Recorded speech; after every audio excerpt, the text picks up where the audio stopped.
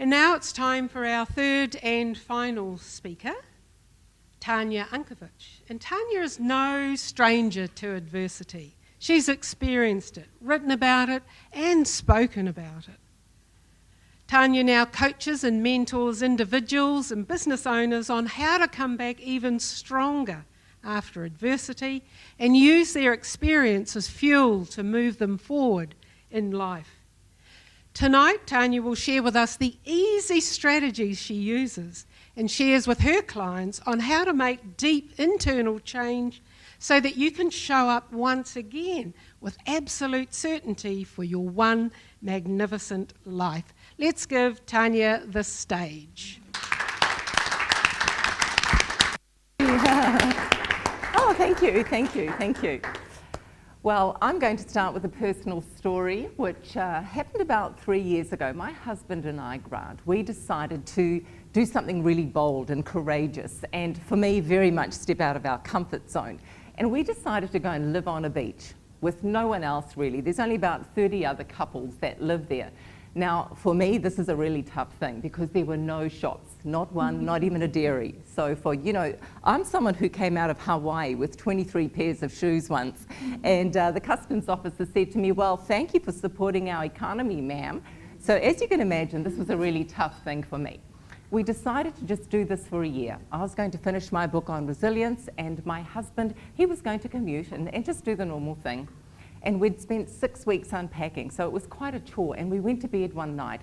The last thing I remember thinking was, oh my God, I'm exhausted, and Grant said the same. I looked at the time, it was 9:40, and then we fell asleep. As we were drifting off, we heard this slight bang, and we both went, oh, okay, don't know what that was, let's go to sleep. Anyway, 5 hours later, the next thing I heard was the roar, the absolute roar coming from his voice. The house is flooding. And of course, I jumped out the bed, and the next thing I saw was 50 tons of water. What 50 tons of water does to your home, our new home. Anyway, here's me thinking I was a resilience queen. I was going to write about resilience, but little did I know that my 1 year sabbatical was actually going to be 2.5 years of more research and development on what resilience really meant. And really, the water that cleansed my house, in a way, it cleansed me. I knew that it was actually going to be the thing that finally got rid of those limiting beliefs that I had that were holding me back in life. Now, I know that we've all been through something hard in our life, right? And we're all still here, which means we've all been through 100% of our worst days ever. So now when I think about the flood, when I think about other things, I know that there's nothing in the world that will scare me or in some way make me feel fear. So tonight what I'm going to do is I'm going to share with you the things that I learnt during that, 2 years, my sabbatical, that year when I thought I was going to write, but actually I ended up being a project manager. I ended up being the one that looked after my husband, the one that looked after my cat, the one I had to re-identify who I was again. So I'm going to share with you the things that I knew that I had to do if I wanted to make meaning out of it, instead of let it drown me, excuse the pun. So the first thing I had to do was I had to get a bit honest with myself and make a decision. Okay, girl, you're going to either let this totally destroy you for the next 6 to 12 months, or you are going to make meaning out of this. Now, the reason I share this is because some of you may have heard me speak about the issues that I had with food in my life. They started when I was a teenager, and I call it the second hardest thing I've ever had to deal with in my life. And so, of course, here am I with all of these guys in the house and all that, and I'm baking for them and making sure everything's going, and I'm noticing the food is coming back for me. This is how I'm coping again with life, and I'm going, I can't believe this is happening again. The last time I had to deal with it was when my late husband passed away, and it resurfaced then. So here I was again. You've got to make a decision, girl. Get honest. I had to get really honest with myself and go, what's life going to be like for you over the next 6 to 12 months if you start using food for comfort again? Imagine what your life is going to be like. I had to get honest, and this is what I invite you to do, is ask yourself some big questions. How is life now? If I keep doing what I'm doing, what's it going to be like in 6 months' time, 12 months' time? And when you ask and answer these big questions, what happens is you do need to go a bit deeper. You need to go deeper within yourself Go deep. Go deep and answer those big questions.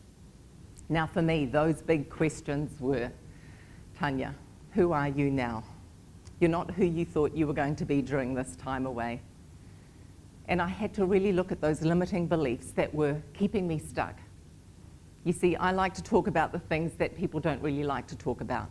Guilt, shame, humiliation, fear, unforgiveness, resentment, those things that I call the kingpins that keep us back in life. And here I was again having to face it, the grief and everything. And I gave myself the gift, and I invite you to give yourself the gift to ask those big questions and be willing to go deep and go, what is holding me back? What is the kingpin in my life? You know, like that log that's going down the river and it jackknifes and all the other logs, they bank up. That's what life is like when we've got something holding us back, like resentment or anger or whatever that is. Straighten it up and watch the rest of your life flow. The third thing that I knew I had to do was start trusting my instinct again. It's interesting when what you call certainty, a house, you know, bricks and mortar, which isn't really certainty, when that crumbles away literally and you start having this uncertainty come up. And I started feeling uncertainty in myself again and not trusting myself. I mean, how many of us have made a decision in our life and we've gone and kicked ourselves because we haven't actually followed our instinct? But can you now think about a decision that you made when you made it with absolute certainty and you followed your instinct, you followed that hunch and it was the right decision? Can you think of one? I know that the big decisions that I made in my life were the ones when I followed my instinct and they were always right. Now, following your instinct and going deep, all of those things are great, but faith without works is nothing. You've got to take action. And when I say take action, take intelligent action. Know what your outcome is. Now for me, during the flood, during the repair, I'm not going to go over how bad it was. It was pretty bad. And some days my outcome was, all you need to do, Tanya, today is to get through the day peacefully. All you need to do is keep calm. All you need to do today is not use food for comfort. Sometimes that was my outcome. That's all. And I encourage you to always focus on the outcome, because when you focus on an outcome, whatever it is in your life, personal or professional, then you are going to stay focused on that journey. Be prepared to fail, because you may not, you know, the road might be a little bit zigzag getting there, but at least you're not just going to be throwing spaghetti at the wall hoping something sticks. For me, the cleansing was deep and it was big. Now, we're not always going to have certainty in our life, and that is life, and that is okay. But I'm going to invite you to get that certainty from within and get comfortable with uncertainty. Because the more comfortable you can be with uncertainty, then the more comfortable you will be. And you will live a far more fulfilling, enjoyable life. Your one magnificent life, as I call it. And as Mary Oliver says in her poem, at the end of the day, when it's all over, I want to feel like I was a bride married to amazement. And we've all got that if we want it. The thing is we never give up on ourselves or on our dream. Thank you.